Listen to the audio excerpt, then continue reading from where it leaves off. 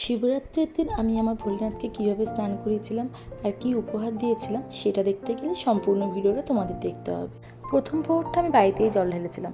প্রথমে ঘি মধু দিয়ে স্নান করিয়ে নিলাম, তো তারপর দুধ গঙ্গা জল দিয়ে স্নান করিয়ে ভালো করে মুছিয়ে তো পাথর বাটিতে রেখেছিলাম।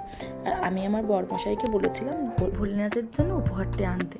তো প্রথমে অপেক্ষা করছিলাম উপহারটা আসার জন্য, কিন্তু প্রথম প্রহরের সময় তো চলে যাচ্ছে, ওই জন্য আমি শুরু করে দিয়েছিলাম পুজো।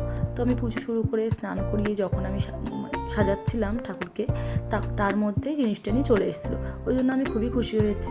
তো এই যে আমি ঠাকুরকে মাল্যদান করার পরে তো তারপরে জিনিসটি নিয়ে চলে এসছে। আর এই যে এই জিনিসটার জন্যই অপেক্ষা করছিলাম, সেটা হচ্ছে ত্রিশূল। আর ত্রিশূল ছাড়া ভোলেনাথকে মানায় না। তো যাই হোক, আমার ভোলেনাথকে সাজানোর পরে আমি সিংহাসনে বসিয়ে দিলাম। তো কেমন লাগছে আমার ভোলেনাথকে তোমরা কিন্তু অবশ্যই কমেন্টে জানিও। আর সেই সঙ্গে একটা ছিল ঠাকুরের মূর্তি, সেটা থেকেও মালা দিয়ে দিলাম।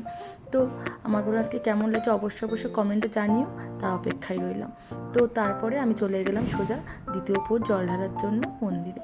তো দ্বিতীয় প্রহর থেকে পুরোটাই ছিলাম মন্দিরেই ছিলাম, কারণ কি যেহেতু চতুর্থ প্রহর পর্যন্ত জল ঢালতে হয়। তো তৃতীয় প্রহর চতুর্থ প্রহর মন্দিরে জল ঢালার পর যজ্ঞ সম্পন্ন করে ভোরবেলায় দিকে বাড়িতে এসেছিলাম। আর এই যে নন্দী মহারাজের কানে কানে মনের ইচ্ছা বলে আসলাম। তো তারপর সকালবেলা স্নান করে ভুজ্জি নিয়ে চলে গেলাম মন্দিরে পালন করতে। কমেন্টে বলো হর হর মহাদেব।